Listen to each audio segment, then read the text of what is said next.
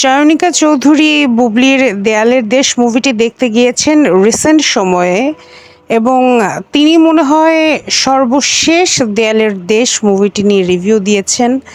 এমন না যে তিনি বিস্তরভাবে খুব সুন্দর একটা রিভিউ দিয়েছেন, তাও না।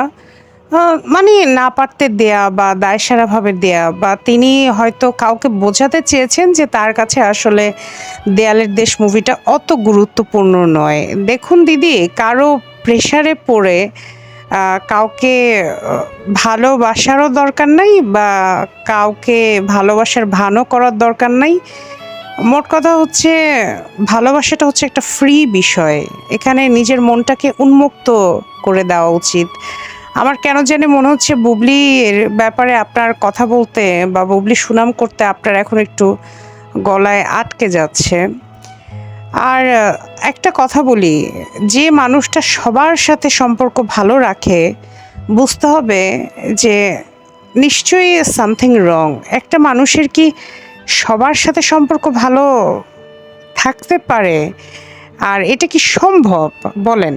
নিজেদেরকে দিয়ে বলেন। কিন্তু উনি সবসময় সবার সাথে খুবই ভালো সম্পর্ক উনার, উনি এইভাবেই হাইলাইট করে। কিন্তু আমি জীবনে কোনোদিন দেখলাম না যে চয়নিকা চৌধুরীকে নিয়ে কেউ অনেক সুন্দর, সুন্দর পোস্ট দিয়েছে, অনেক বড়, বড় লেখা লিখেছে। তো ভালোবাসাটা তো আসলে মন থেকে আসার জিনিস। এরকম শো অফ করা, লোক দেখানো ভালোবাসা আসলে কতটুকু মূল্যবান সেটাও একটা দেখার বিষয়। বুবলি ওনার সিনেমার নায়িকা প্রহেলিকা এবং উনি খুব ভালো করেই জানে যে প্রহেলিকার মাধ্যমে উনি কতটা সুনাম কুড়িয়েছে পরিচালক হিসেবে।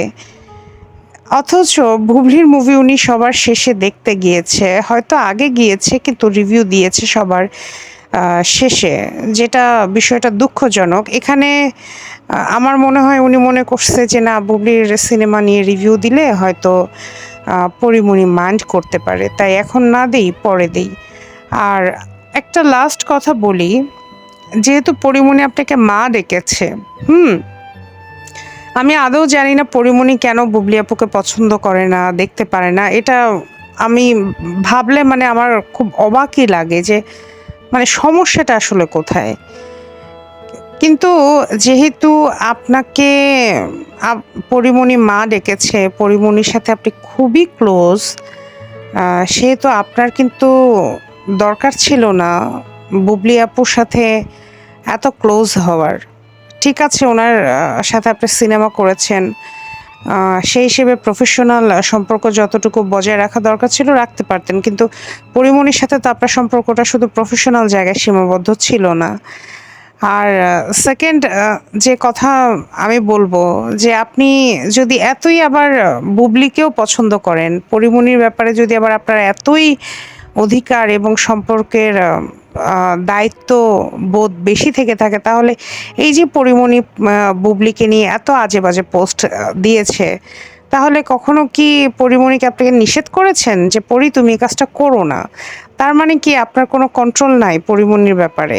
সেখানে কিন্তু ঠিকই আপনি বলতেছেন যে, এটা তো ওর ব্যক্তিগত ব্যাপার। নিজের সন্তানের ক্ষেত্রে কি আপনি এরকম উদাসীন থাকতে পারতেন? এবং সবচেয়ে কষ্ট পেয়েছি যেদিন পরীমনি বুবলি আপুকে নিয়ে একটা নেতিবাচক পোস্ট দিয়েছে, সেদিন আপনি সেই পোস্টে আবার লাইকও দিয়েছিলেন। এইভাবে সবার মন জয় করে চলা যায় না দিদি। এটা ঠিকও না। আর আমার কাছে আসলেই বিষয়টা খারাপও লাগে যে আপনি আসলে সবার মন জয় করে চলতে চান।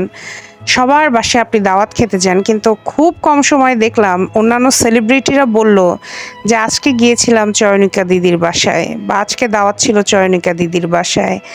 আপনার বাসায় কিন্তু অন্যান্য তারকাদের খুব কমই আসতে দেখি। এই জিনিসটা আমার কাছে একটু ফানিই লাগে।